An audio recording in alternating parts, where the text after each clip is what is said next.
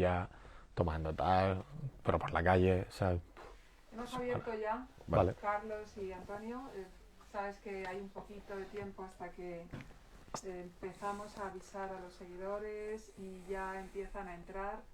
Muchísimas gracias a todos los que os estáis uniendo a estos directos desde la librería Alberti, los encuentros en Alberti, que bueno, pues aquí juntábamos tantísima gente, tantísimos amigos y desde el 14 de marzo hasta ahora y probablemente durante un tiempo más se han convertido en Alberti a domicilio. Pero nosotros no queremos dejar de estar con los buenos libros, con los escritores, con las escritoras, poner en relación siempre a los lectores, ¿no? Que la librería Alberti sea ese vínculo. Y muy contentos esta tarde de perros. Llueve muchísimo en Madrid. Hay muchísimos amigos que nos están uniendo desde el otro lado del Atlántico, desde Argentina, desde Perú, y muy contentos de recibir a Carlos del Amor. Acaba de recibir su premio Espasa 2020 por un libro muy bonito, Emocionarte, la doble vida de los cuadros, y en conversación con Antonio Lucas, que es gran amigo, gran poeta, y también con un premio muy reciente, ¿no? El premio Poesía Generación del 27 por los Desnudos, editado en Visor. Emocionarte está editado en Espasa. Así que esto va a ser una conversación, yo creo que estupenda, en un día frío y en un día preocupante, pero bueno, la cultura y vosotros que sois periodistas culturales y que tanto hacéis por esta transmisión de algo tan importante y que necesitamos tanto, ¿no? Y que durante estos meses justamente nos hemos dado cuenta, ¿no? De que la lectura es un arma cargada de futuro, ¿no? Así que muchísimas gracias a los dos por estar, es un gran placer. Y esto es una conversación, los amigos que se están uniendo, muchísimos, desde muchos sitios. Si hay alguna pregunta, yo os la iré transmitiendo, ¿vale? Perfecto. Muchas gracias, ¿eh? Gracias a ti, Lola. Muchas gracias a ti. ¿Qué Pues, tal, Antonio? Carlos, aquí estamos. Aquí estamos. A emocionarnos. Sí.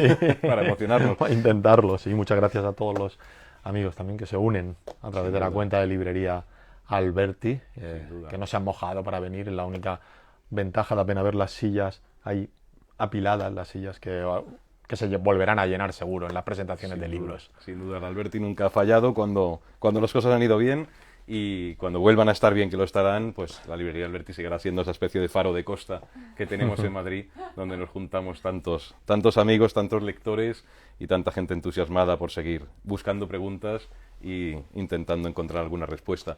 Bueno, Emocionarte, que es la doble vida de los cuadros, el libro con el que has ganado el premio Espasa, es un libro que yo he disfrutado mucho.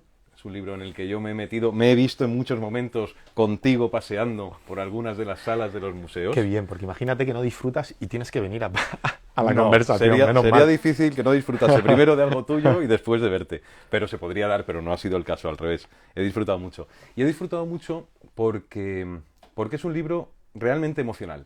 Es decir, yo creo que la pintura, el arte, hay que mirarlo desde esa perspectiva. La parte académica es la que nos da el sustento, el alpiste y la sustancia para entender más allá de la obra, pero no hay otra forma mejor de entender una pintura que como tú has hecho. Es decir, poniéndote delante de ella y estableciendo diálogos, fantasías, emociones, interacciones con la pintura. Y además ha sido una elección en la que yo he podido ir leyendo, muy felizmente caprichosa. Es decir, has hecho lo que te ha apetecido con los autores, artistas, hombres y mujeres que te han apetecido. A mí me han sorprendido muchos de ellos y sobre todo la estructura en la que has articulado este libro, Emocionarte. Porque por un lado está la parte más literaria, que es donde tú le das esa otra vida de ficción, tantas veces de ficción, al cuadro que miras, al cuadro que te asombra, al que te gusta, y por otro lado hay una parte donde tú vas dando las pautas del artista con sus momentos, con el momento en el que cada obra ha sido hecha, pero a la vez vas lanzando cabos a un lado y a otro. Es decir, no te quedas solo con esa cosa enciclopédica del momento histórico del artista, sino que tú vas derramando por allí también un montón de vicisitudes y de gente que se va sumando a los cuadros, con lo cual el libro tiene el temperamento de un museo. Es decir, en el libro es un punto de encuentro. Sí. Bueno, ese era el objetivo. El objetivo era, yo cuando voy a cubrir una exposición, como te he visto, ahora recordábamos que el cuadro de Vermeer, nos emocionamos juntos delante de ese cuadro en el Museo del Prado. Yo cuando voy a cubrir una exposición, lo primero que hago es decirle al cámara, déjame un momento a solas, que me doy una vuelta por el museo y voy a charlar un rato con los cuadros, ¿no? Y eso es lo que he intentado trasladar al libro, ¿no? Esas conversaciones que yo he tenido el privilegio de tener en muchos museos con las obras. Y lo que pasa es que cuando uno se pone, que te pasará a ti, cuando uno se pone delante de un cuadro, su cabeza imagina una cosa. Es verdad que vamos con algo de background porque hemos hablado con el comisario, hemos hablado con algún experto y entonces nos ayuda a construir el relato, pero luego tu cabeza imagina, viaja, se pregunta qué le pasa a esos personajes, por qué nos miran así, por qué el artista lo pintó de esa manera, y que son preguntas que uno se responde de manera interior y son las que yo intento trasladar al libro, sobre todo en esa primera parte de cada capítulo, que tiende a la ficción. Lo que pasa es que cuando luego pasas a la realidad, te das cuenta que es casi más inverosímil que la ficción que tú has imaginado, porque un cuadro tiene muchísimas vidas, pero en la realidad, un cuadro tiene muchos viajes, ha sufrido a lo largo del tiempo la sociedad que vivió, ha vivido los dueños que lo tuvieron, los artistas, las manos por las que ha pasado, y te das cuenta que es casi más ficción la realidad cuando investigas de ese cuadro que lo que tú has podido imaginar, ensoñar o pensar de esa obra. Claro, es que es cierto que cada cuadro es una novela, al fin y al cabo. Yo recuerdo ahora en el relato que tú has hecho de La vieja friendo huevos de Velázquez, donde tú pones a hablar a los personajes, es decir, a los muchachos que miran a esa vieja friendo los huevos, y a la vez, cuando tú ya haces la otra parte del relato de ese cuadro, tú cuentas el avatar, la colección en Gales, es decir, toda esa fatiga que han pasado a veces también los cuadros, donde uno va descubriendo, claro, es lo bonito de este libro, ¿no? Donde uno va descubriendo también cómo cada cuadro tiene una sístole y diástole biográfica que probablemente te acerca más a lo que estás mirando. Es decir, no es baladí que el cuadro de Velázquez, por ejemplo, por coger ese, entre otros tantos, o el de Courbet, ¿no? El origen del mundo, no es baladí que haya pasado por tantas manos y en todas las manos haya generado siempre esa condición de tesoro, y esa condición de tesoro que tenemos nosotros mirando el cuadro. Antes decía Carlos que él, cuando va a cubrir una de las informaciones para la televisión española, pues es verdad que le dice al cámara, déjame solo. Yo me he encontrado muchas veces con Carlos solo, sin cámaras. La gente de televisión trabaja con mucho artilugio, mucho aparataje, y me lo he encontrado muchas veces solo, y yo ahora entiendo por qué iba solo. Claro, tú estabas preparando tu expedición personal e íntima con estos cuadros, porque esto también es una espeleología por dentro de ti mismo. Sí, son excursiones, aventuras, ¿no? Cada vez que entras en un museo es una aventura. Yo, por ejemplo, cada vez que voy al Museo Thyssen y me pongo delante de Hopper, de esa habitación de hotel, y cada vez que voy, dependiendo del estado de ánimo, porque también una obra de arte depende del estado de ánimo que tengas, lo que te sugiere, cada vez que voy me siento un rato delante de esa chica, de esa mujer que está sentada en una cama con un libro y con una maleta, y cada vez que voy el relato va cambiando también. He citado a Hopper porque en estos tiempos que corren somos todos personajes de Hopper, ¿no? Y la sociedad americana más todavía desde hace un par de días, ¿no? Y voy, me siento un rato y voy construyendo ese relato que yo creo que encierra esa mujer, o lo que tiene en su cabeza esa mujer.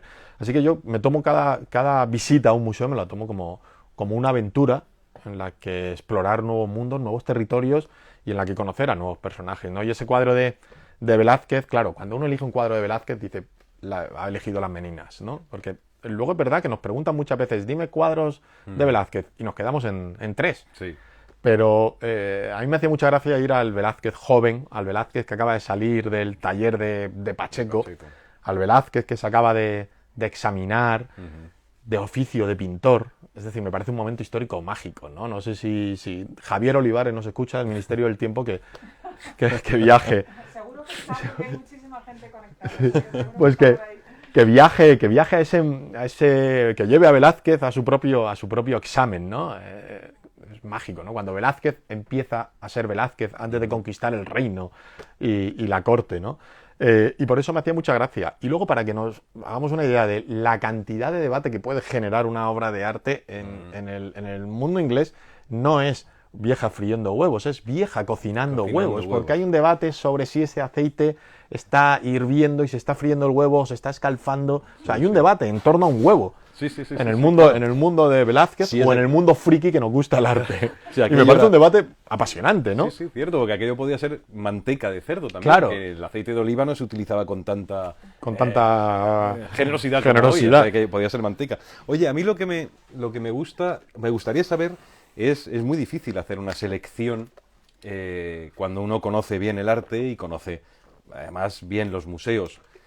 ¿Cómo ha sido un poco el criterio de selección? Porque cada obra va de un lado a otro. Sí, no hay un hilo argumental claro más allá del de las emociones. Es decir, que a mí me despertaran un tipo de emoción, que me gustara la obra y que escondiera una historia detrás novelesca, ¿no?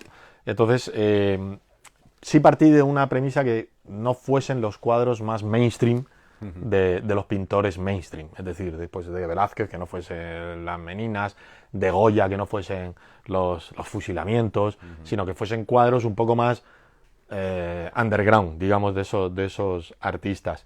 Y más allá de sí lo argumental, yo ver el cuadro y despertar una emoción que creo que puede despertar en el espectador, no había más requisito. Algunos son incluso obras menores, pero los 3 viajeros aéreos favoritos de Rigaud, que está en el Prado, no es una obra monumental, ¿no? Pero sí me hacía mucha gracia la historia, aparte de que la utilicé en otro libro y me apetecía rendirle otro homenaje, ¿no? Pero no hay un hilo que digas, bueno, pues del siglo XVI, tanto. No, es un poco una suma de mis pasiones, de mis filias y de mis fobias, partiendo de la base de que quería que estuviesen 3 o 4 seguro, como eran Goya, Velázquez, Picasso y Ángeles Santos, por ejemplo. Ángeles Santos, sí.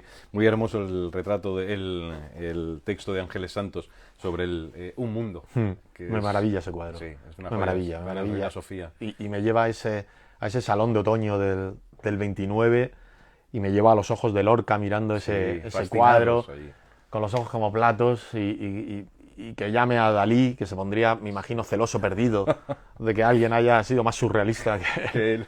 y que una chica de 17 años que no ha salido de Valladolid en su vida te pinte un mundo cuadrado en el que te puedes pasar horas y horas mirándolo. Es un cuadro. Yo estuve en el taller de restauración del Reina Sofía cuando me llamaron porque lo estaban restaurando y fui a hacer un reportaje y lo pude ver, no tocar, pero sí pude verlo así a esta distancia y era maravilloso, maravilloso. Y luego te pones a investigar un poco, hay mucho escrito sobre Ángeles Santos y animo a la gente a que encuentre entrevistas que hay actuales, porque se murió con más de 100 años. Sí, 100 años, sí. Y en televisión española hay entrevistas donde se la puede escuchar y es apasionante, ¿no? También su biografía, el boom, la caída, el olvido, es curioso, maravilloso. Le sucede a Ángeles Santos de algún modo, pero en paralelo podrían ir lo que le pasó a Carmen Laforet.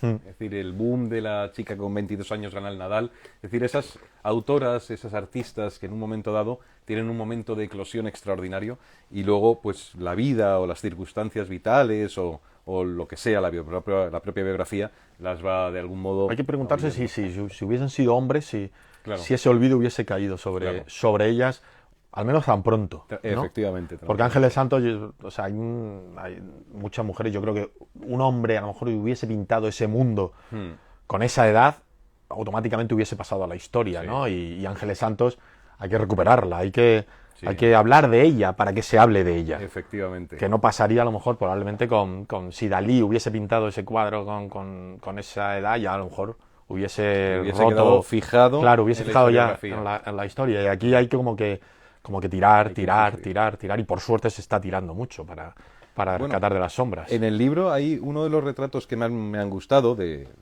tus textos, es el de Sofonisba, que es aprovechando el retrato de Anton van Eyck. Y me ha sorprendido porque yo no recordaba esa pintura, la mirada de Sofonisba, esa mirada dura, de ojeras cargadas, el texto donde tú vas contando todos estos avatares. Es muy hermoso ver cómo aquella mujer que también tuvo que sufrir en su momento, pues la incomprensión, el silencio de siglos, Sí. ahora, bueno, pues se ha convertido, por ejemplo, en una de las piezas que yo creo más seductoras de tu libro, es decir, de una generación que ya mira la historia del arte probablemente con menos telarañas en la pupila, ¿no? Sí, yo me imagino ahí cuando la estaba retratando, ¿no? Que además ya la vista le fallaba, ya no Sí, podía pintar, cataratas, aunque ella cuentas. quería seguir pintando. Este cuadro estuvo también en una muestra en el Prado y estuve charlando con ella un buen rato para el libro. Y claro, cuando te pones a buscar un poco, o hablas con el comisario de la exposición y te cuenta, o te documentas, y te das cuenta que mujeres que no podían entrar en los talleres para aprender y tenían que conformarse con las frutas, los objetos que tenían a mano, ¿no? Como le pasó a Clara Peters. O no podían firmar la obra, tuvo que firmar muchas veces con el nombre del maestro del taller, o con el nombre del marido, o con el nombre del tío, del hermano, o de quien pasara por allí, que fuera varón. Ese era el único requisito, ¿no? Y entonces yo me imaginaba esa conversación, ¿no? De un artista que la retrata, y mientras la retrata ella va confesando todos los avatares que el tiempo la ha sorprendido. Y sobre todo la mirada, a mí de ese cuadro es esa mirada ya mayor, Sí. enferma, que ha visto tanto, Dureza. que ha pintado tanto, y que se va apagando, ¿no? Poco a poco. Oye, acabas con el cuadro del abrazo, de Genovés. Qué necesario sería hoy. Efectivamente, qué necesario sería hoy. Y quería preguntarte por eso, es decir, ¿por qué ese cierre con un artista contemporáneo, un artista como Genovés, fallecido hace muy poco, y ese cuadro que es icónico? Mira, el último personaje de ese cuadro es el último personaje que aparece en el libro. Aparte que, bueno, aquí está mi editora Pilar, que fue una de las que peleó porque Genovés cerrara el libro. Pero ahora cuando lo miro, digo, el último personaje del último cuadro del libro es una mujer que no abraza a nadie. Sí. Que es la que está, La que está en, un el poco extremo, orillada, en el sí. extremo de la derecha. Que Genovés me contaba, y ha contado varias veces, que esa mujer no abraza a nadie porque abraza el futuro. Entonces me parecía como el final perfecto, ¿no? Visto ahora con perspectiva, es una mujer que abraza al futuro, y me parecía un cuadro también, visto ahora, que tan necesario es el espíritu de la transición, Bueno, el cuadro está en el Congreso, ¿no? Pero yo siempre digo que el cuadro no debería estar en el Congreso, debería estar en el hemiciclo, Sí. delante, donde están las mecanógrafas y mecanógrafos del Congreso, debería estar ahí, y que antes de sentarse sus señorías pasaran por delante y lo vieran. Porque asistimos a espectáculos tan bochornosos ahí dentro, que deberían ver un poco el cuadro de Genovés, para por lo menos que algo se les pegara, ¿no? Una miajita. Oye, ¿y a ti de qué te ha salvado el arte? Bueno, el arte, yo el arte creo que es uno de los grandes, aunque es manida la frase, pero es uno de los grandes refugios que tenemos, ¿no?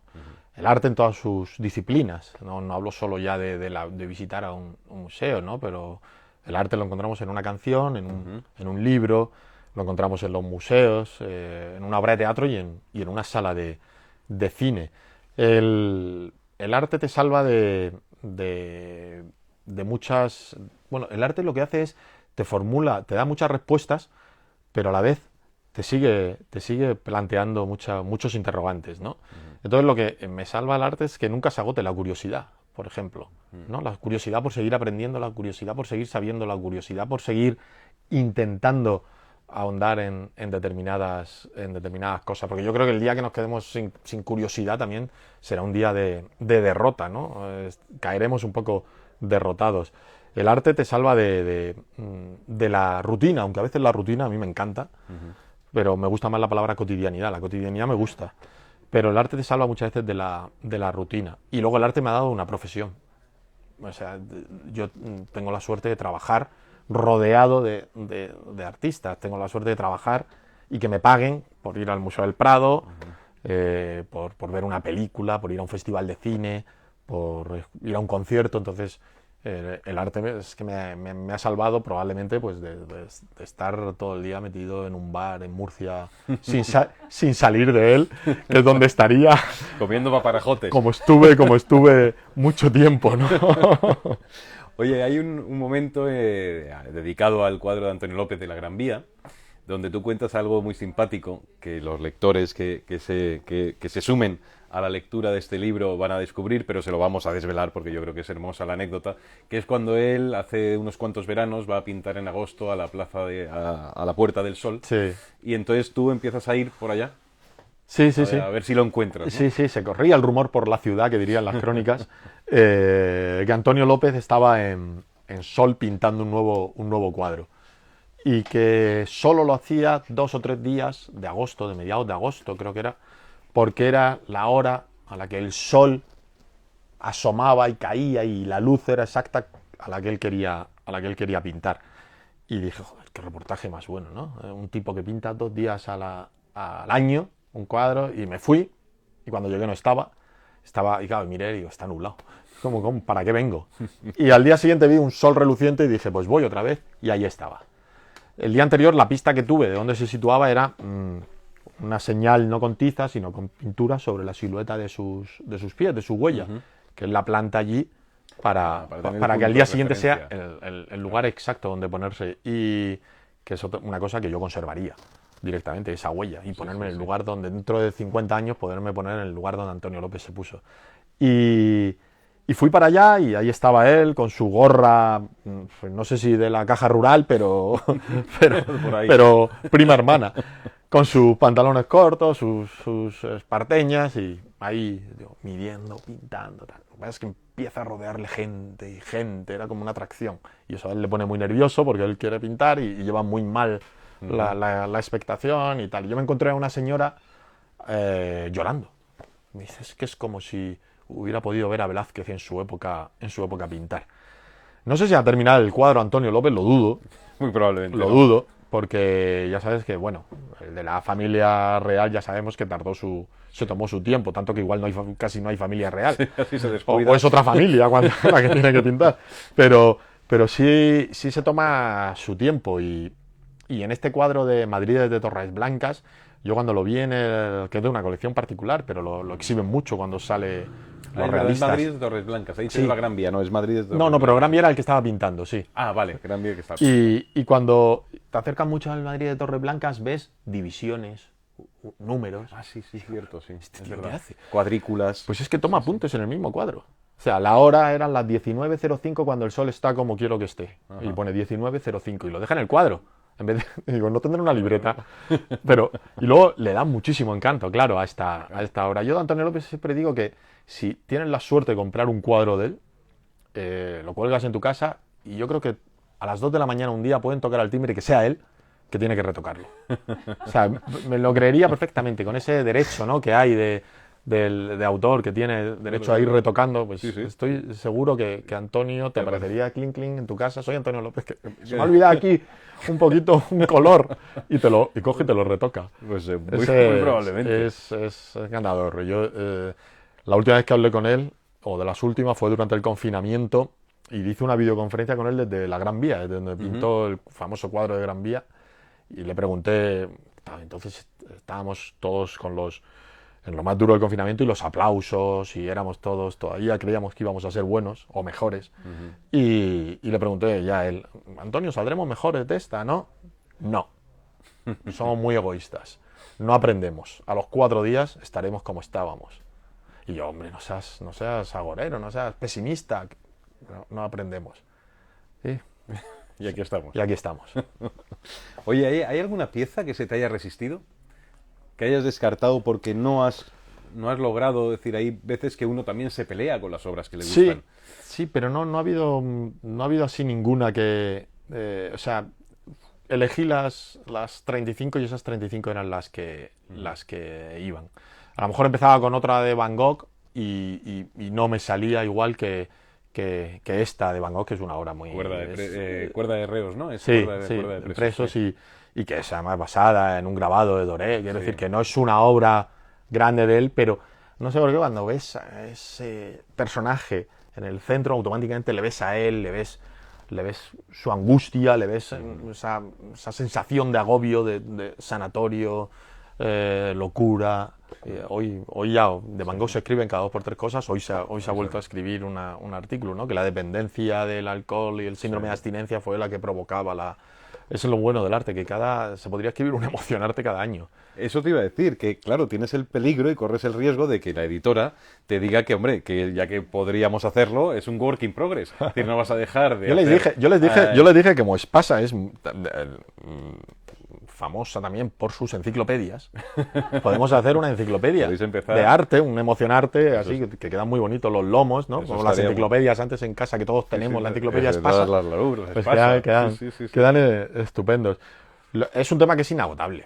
O sea, podría estar escribiendo constantemente, porque el otro día estuve en la exposición de invitadas y das un paseo por la exposición y te ves el autorretrato del desnudo de Aurelia Navarro, que es un autorretrato, ella desnuda, muy como Venus del espejo, es una imitación inspirada en la Venus del espejo.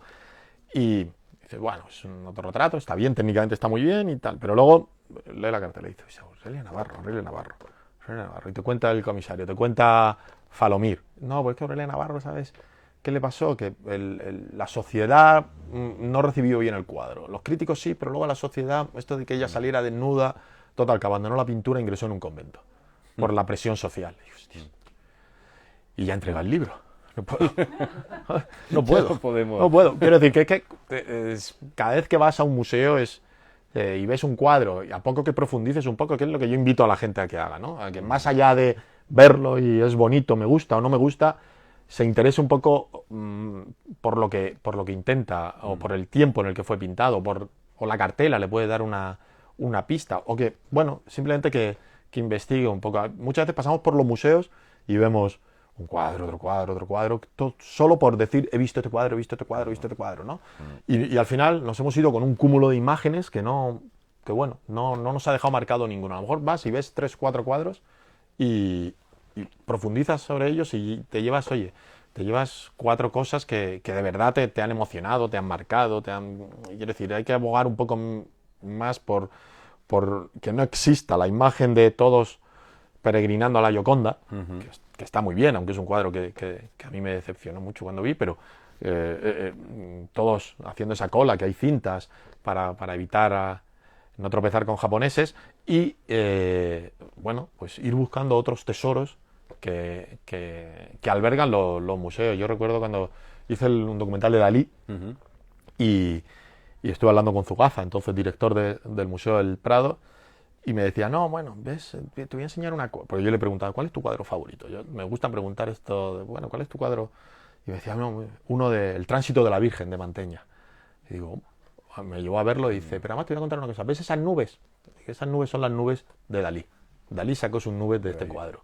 Y yo, ya está, ya no necesito ver nada más hoy, ya me voy con esto, luego ahora voy a buscar estas nubes, y voy a buscar estas nubes en más cuadros, y pasas un día estupendo con unas nubes.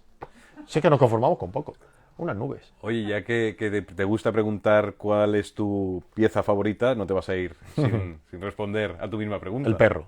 El perro de Goya, el perro semihundido. Sí. Que también es un relato hermoso, el perro. Sí, probablemente por el momento en el que estamos también, ¿no? Porque somos tanto ese perro que yo ya me veo ahí, ¿no? Ahí buscando aire o mirando. Sabes que durante una restauración el pobre perro mira unos pájaros que no están, que le han quitado.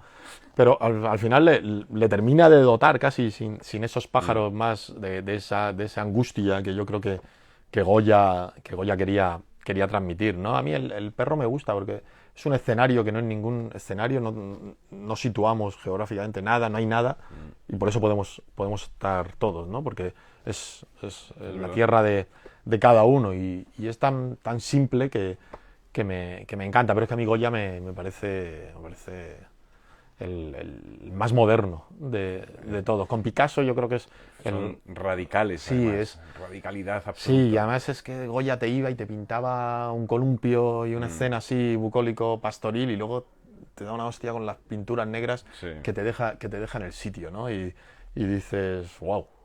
Claro, es que hay artistas, como le pasa a Goya, como le pasa a Picasso, que ellos mismos confeccionan también la biografía de un país. O sea, tú puedes saber la España de la Restauración, el momento insidioso de Fernando VII y luego todo lo de Carlos IV, siguiendo la vida de Goya. Es decir, porque al fin y al cabo ellos se han convertido un poco en el pulso arterial de una sociedad concreta, ¿no? Pero es que más, yo estuve el otro día en la exposición en la Real Academia de Bellas Artes de San Fernando, viendo una exposición de grabados, que no sé si sigue, pero si sigue y la pueden ver, vayan a verla.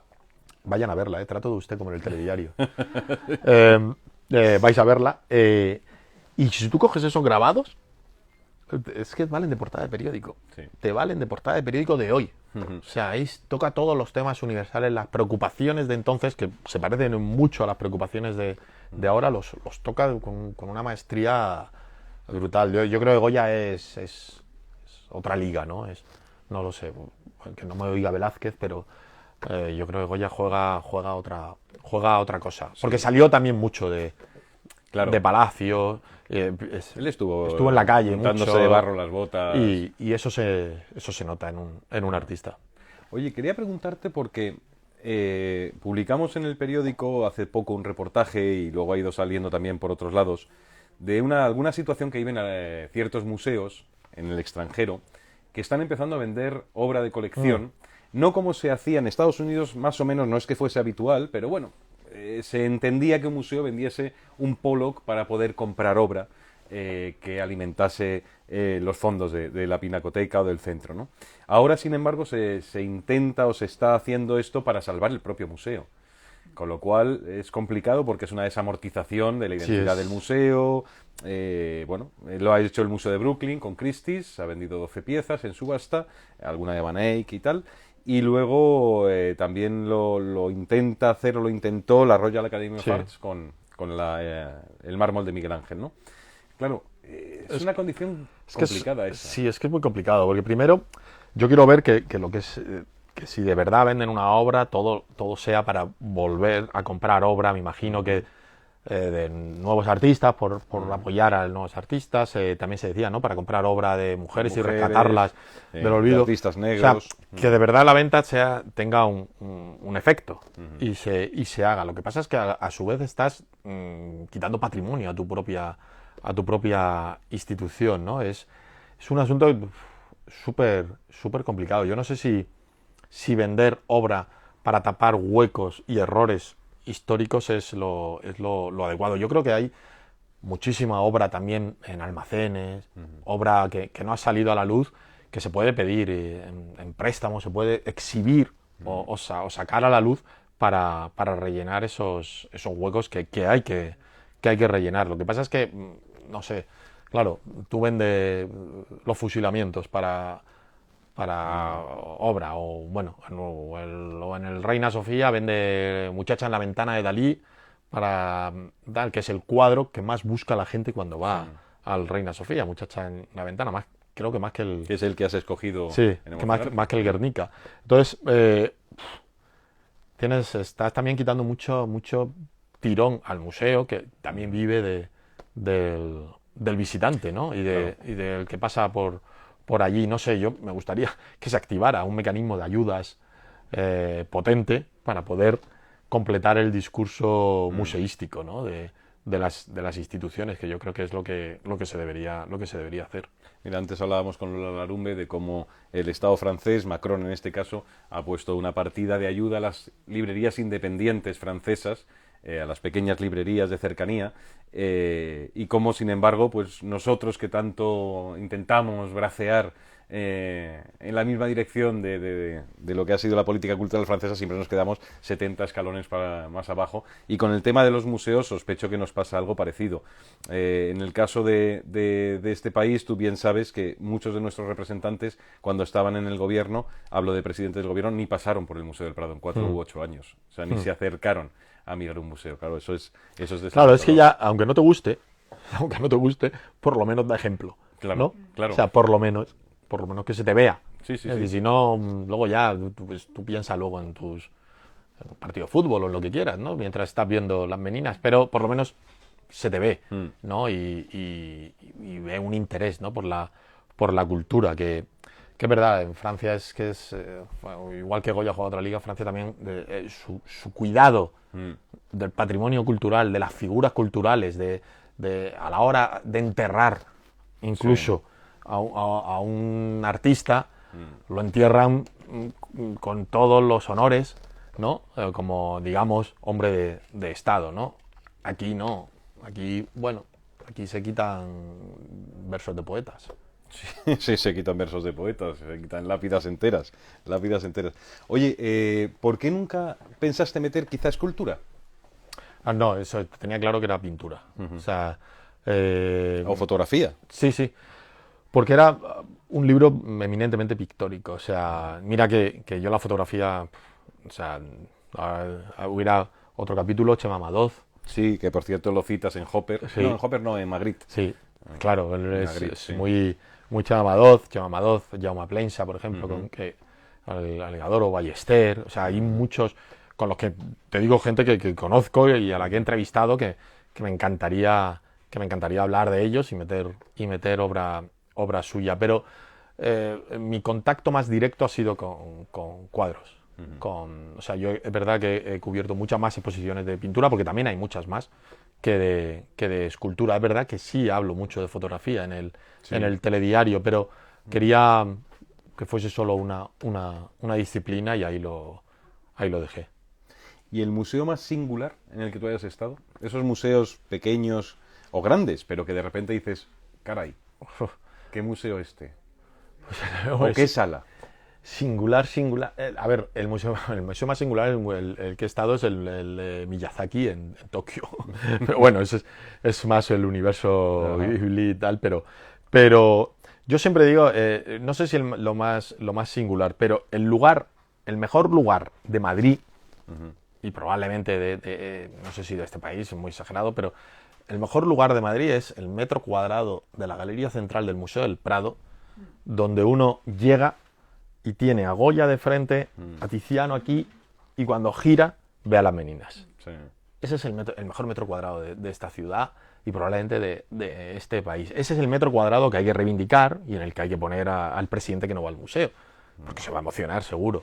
O sea, cuando llegue allí y diga, Goya, Tiziano, más allá, pues, bueno, Rubén está a un paso, y dices, pero solo con un giro de cabeza tienes bofetadas de historia del arte para dar y regalar, ¿no? Ese es para mí el metro cuadrado más singular, más especial y mágico. Y es un camino que siempre hago cuando voy al Museo del Prado. Siempre me paro en esa baldosa mágica, y miro y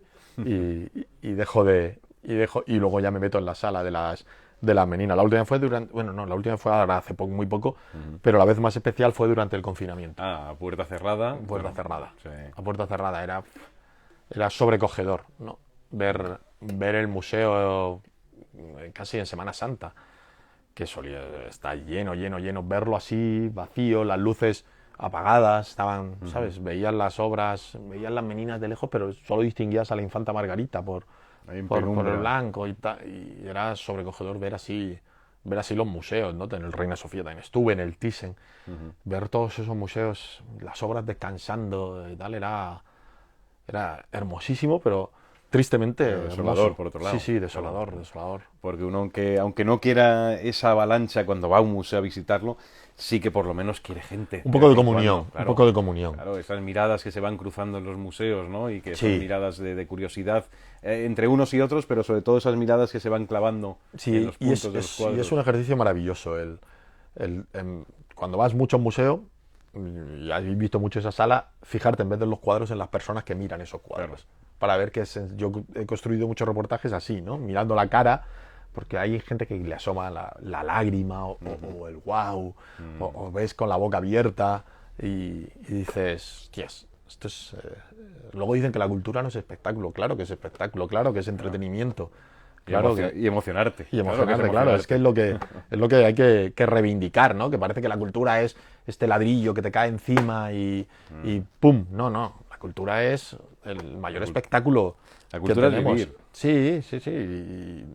estamos muy acostumbrados, yo siempre digo, marca España, marca España, marca España, más allá de 3 futbolistas, nos conocen por artistas, nos conocen sí, por totalmente. actores, directores, por Miquel Barceló o por Antonio López que va a Christie's y rompe el precio en una subasta, no nos conocen por muchas más cosas, pero bueno, a ver si la reivindicamos como merece. Sabes que ahora que citabas ese metro cuadrado, que podría ser casi el kilómetro cero del arte clásico, recuerdo que Ramón Gómez de la Serna proponía que la Catedral de Madrid fuese el Prado. O sea, que me parece una idea muy bonita, sobre todo viendo el bodrio que luego hay. Pero viendo eso, porque además el edificio de Villanueva es hermoso, es compensado, es un edificio equilibrado. Y él proponía aquella historia pues en 1920 o... Podría ser la Catedral y el Santiago Bernabéu también. Todo. Podría ser el mayor lugar de peregrinación, de fans. Se lo sube todo. Sí. Dalí decía que cuando le preguntaban estas barbaridades, porque él quería ser el más ocurrente en cualquier respuesta, ¿qué salvaría usted de Madrid? ¿Qué salvaría usted del Museo del Prado? Y decía yo, el aire contenido en el interior de las meninas. Decía, hay que ser rápido también para responder eso de primeras. Oye, y ahora me he acordado de un paisano tuyo y mío, mi familia es de Murcia también, que es probablemente... Saludos a los murcianos que es probablemente quien... ¿Tú también, Lola? ¿Tú también eres de Murcia? Qué maravilla. Anda. Vale. Pues nada, esta Murcia Connection que yo desconocía después de tantos años viviendo aquí. Yo creo que el mejor libro sobre las meninas, y además lo digo con esa condición categórica del entusiasmado por ese libro, lo hizo Ramón Gaya cuando escribió Velázquez Pájaro Solitario. Porque me ha hecho gracia lo que has contado de que Dalí salvaría, la anécdota de Dalí, ¿no? Que salvaría el aire contenido. Bueno, pues yo creo que nadie pudo escribir mejor sobre ese cuadro concreto, que es un cuadro inabarcable, absolutamente inabarcable. Es un cuadro que cada vez que te pones delante tiene un Claro. significado, una interpretación, y luego se va a seguir escribiendo teorías y teorías Y sobre está ese muy cuadro. bien, o sea, eso es lo que tiene el arte, que no se detiene nunca, ¿no? Y que propicia que muchos escritores, es decir, muy pocos escritores pintan, pero muchos pintores sí que han propiciado que escribamos, ¿no? Sí, fíjate, Picasso cuando está en la cumbre, que hablo ahí, cuando, bueno, yo cojo los pichones de Picasso por su conexión con las palomas y su infancia, ¿no? Como territorio innegociable, el de la infancia, pero fíjate que pinta los pichones mientras está reinterpretando las meninas, pero es que Picasso ahí está como en la cumbre, era ya el dios artístico del momento, ¿no? Y él, el más moderno, el hombre que rompe el cubismo, que rompe la historia del arte, mira para atrás, ¿no? Y mira a las meninas para reinterpretarlas, ¿no? Que a veces la mejor manera de ser moderno, de ser el más moderno, es beber de los clásicos, ¿no? Y mirar para atrás. Y las meninas es absolutamente inagotable, ¿no? Y fuente de inspiración para todos. Bueno, tú coges a Bacon y a Bacon lo sitúas también en el Museo del Prado, Sí, cuando va a ver porque era un el asiduo Inocencio visitante. X, claro, y va a ver en este caso, bueno, él hace el boceto del Inocencio X y va por ahí y dices, como usted sabe el camino, lo dejamos solo por aquí paseando por la galería. Sí, es que, bueno, él paseaba por el Museo del Prado no a su antojo, pero sí paseaba libre, ¿no? Para inspirarse, y era como casi lo primero que hacía, ¿no? Cuando venía a Madrid, ¿no? Y luego reinterpreta ese Inocencio, que es una salvajada. Una brutalidad, ¿no? Te crea una inquietud ver esa cara, es tremendo. Son de esas obras que no colgarías en tu casa, probablemente, pero que son absolutamente conmovedoras y necesarias. Sí. Es necesario reinterpretar a Inocencio X, que es tan complejo ya de por sí, interpretarlo con esa dentellada que le suma Bacon, ¿no? No sé si hay alguna pregunta.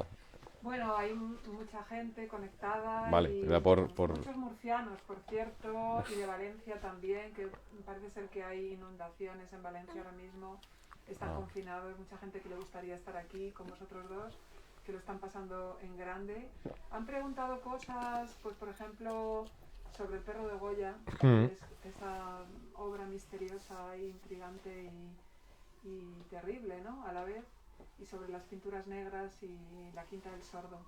¿Hay algo que de repente hayas visto? Porque es un libro muy visual, ¿no? No solamente, claro, es la imagen de los cuadros, pero también toda la recreación que tú haces. Sí, yo invito a la gente que se acerque al libro. A mí el otro día me decía, lo compró un compañero, buen compañero, porque lo compró.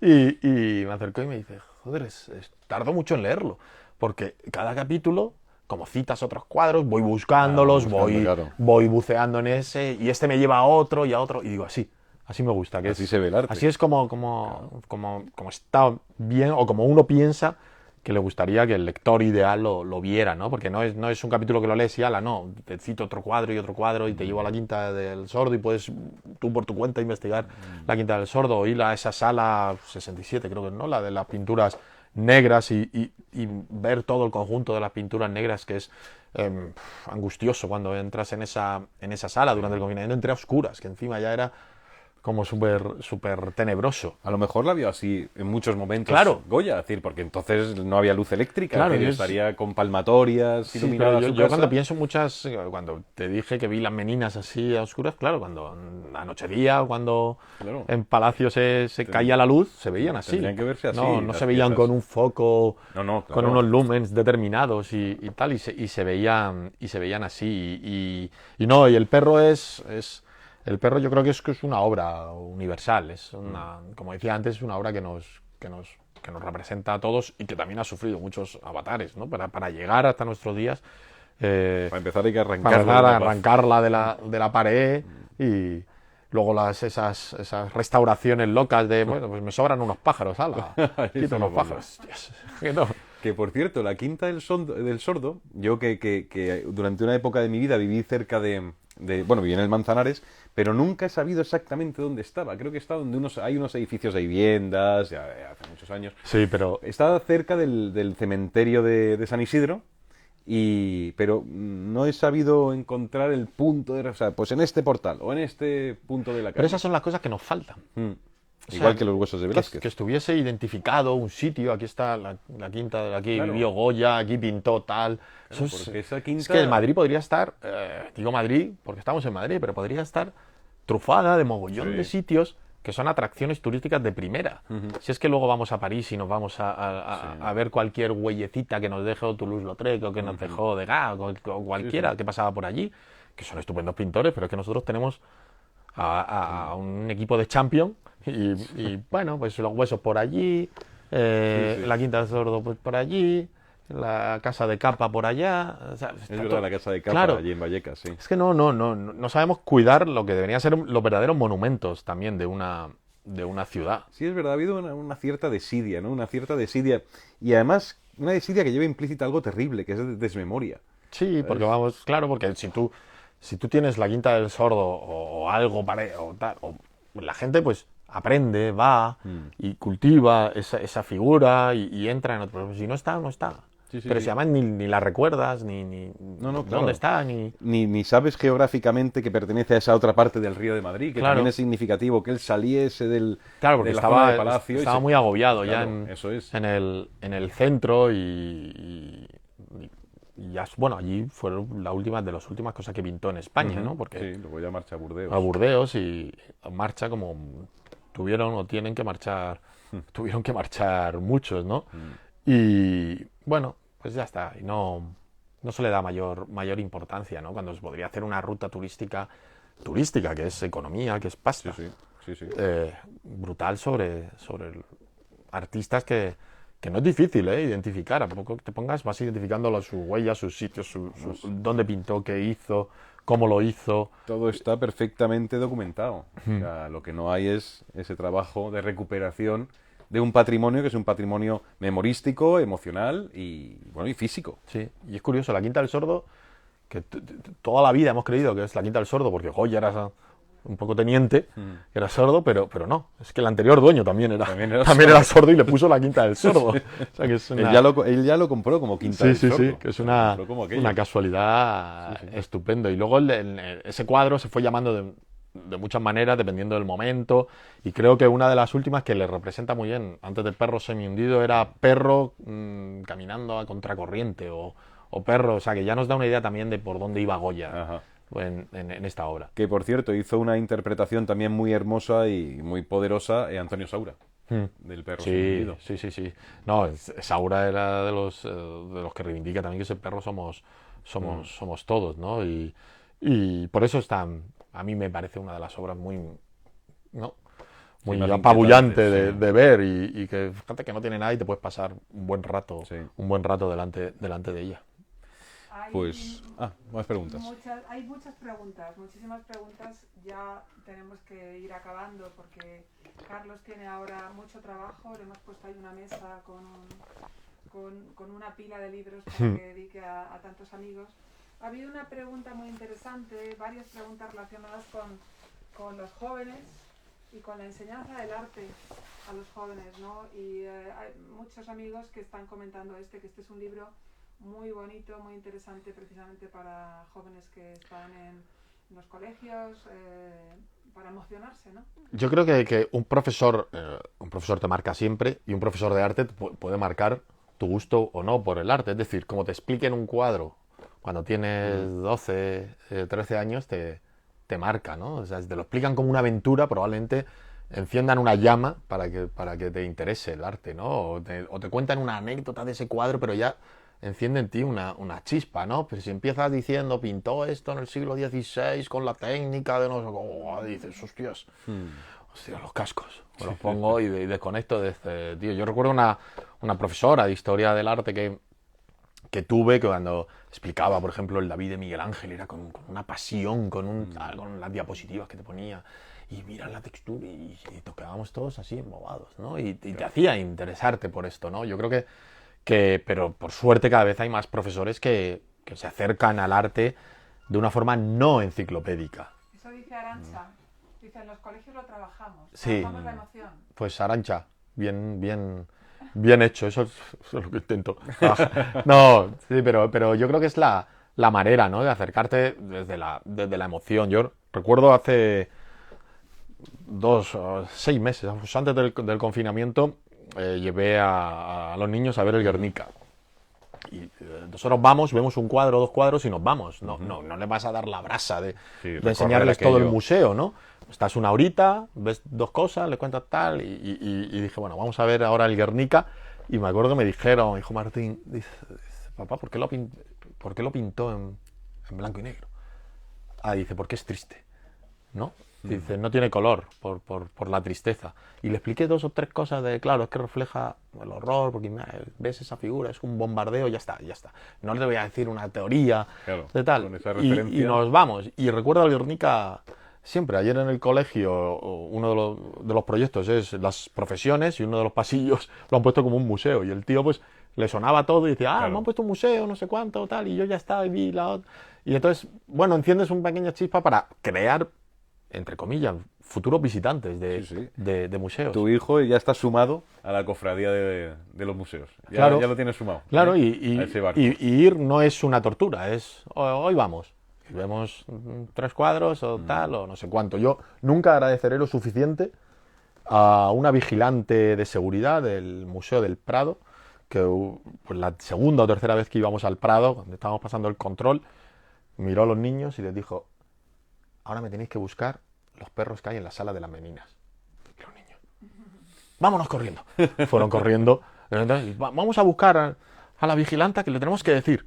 Fueron tal y pasaron una hora buscando los perros, tal, y ya está. Pues, eso, buscar un perro, es una manera de que sea natural, de que no sea un esfuerzo. Las cosas hay que hacerlas. Un juego también. Claro, y que sea natural ir a un museo o acercarte a cualquier acontecimiento cultural, que se haga de forma natural, no de forma forzada, de tenemos que ir a un museo porque hay que ir a un museo, no. Pero sale de forma natural como el que va al parque. Sí. Así que bueno, pero hay muchos profesores que, como dice Arantxa, que están trabajando, por suerte, esa manera de aproximar, pero también a un libro, a la literatura, al cine, que se debería también ser asignatura obligatoria. Debería ser, sin duda. Y a todas las artes, ¿no? Hay muchas formas de aproximarse. General de muchos espectadores y oyentes, la labor tan importante que hacéis en los medios de comunicación. Carlos, Antonio, tú desde las páginas del mundo, Carlos ahí en ese telediarios duros, telediarios donde hay tantas noticias siempre negativas y tristes, y al final ese comentario sobre un cuadro, sobre un poema, sobre una pieza de música, es como... Nos salva. Es lo que decíamos antes, nos salva un poco. Como una gran plaza pública dentro de todos los desastres que nos obligan a estar tan tan dispersos. Yo creo que la cultura en un momento dado, mientras lo mantengamos en los medios de comunicación, por lo menos tendremos esa plaza mediterránea que se va haciendo un poco con todos los que la vamos llenando, ¿no? Sí, y lo peleamos, porque hay que pelearlo, ¿no? Porque la cultura se pelea cada día. Sí, hay que pelear planillos. El deporte se pelea menos. Sí, el deporte no se pelea nada, al revés, pero de sobra. Hay que pelearlo, pero vale la pena lo Sí. que hacéis y desde luego aquí está este emocionarte fantástico para aprender y para emocionarse. Muchísimas gracias a todos los que gracias. se han conectado con tantas. No se puede contestar a todas las preguntas, pero en cuanto hemos hablado de Valencia y de Murcia, pues ha salido Almería, Toledo, Teruel, Valladolid, en fin, a todos los amigos que estáis por allí, lejos, pero también aquí muy cerca de la librería Alberti y de estos dos monstruos, a Antonio Lucas y Carlos del Amor, que tan amablemente han venido a la librería Alberti y nos han iluminado esta tarde de lluvia gris y de Madrid triste, ¿no? Y de malas noticias, Sí. siempre. Pero bueno, pensemos en ese centímetro cuadrado o metro cuadrado donde podemos poner los pies, orientémonos hacia Goya, hacia Velázquez, hacia Sí. Tiziano, ¿no? Y luego reivindico también los museos pequeños, Y los museos de las ciudades pequeñas, que son tejido cultural de esas ciudades que más allá del Prado, del Thyssen y del Reina Sofía que habitamos, ahí existen esos museos pequeños que día a día luchan por abrir y por recibir gente y por que habiten sus salas. Así que vayan a los museos de sus ciudades. Sorpresas y joyas. Que Siempre. Siempre. Pues muchísimas gracias a los dos, de verdad. Nada. Ha sido un placer escucharos. Estas conversaciones luego las colgamos en nuestro canal de YouTube, o sea que ya están ahí para siempre. Muy bien. Y después las va a escuchar muchísima más gente. Muchísimas gracias a todos los que estáis ahí cada tarde. Esto es un gusto. Gracias. Gracias, Lola. Gracias, Lola. Chao. Gracias, Librería Alberti. Y gracias a todos. Gracias. Chao. Chao.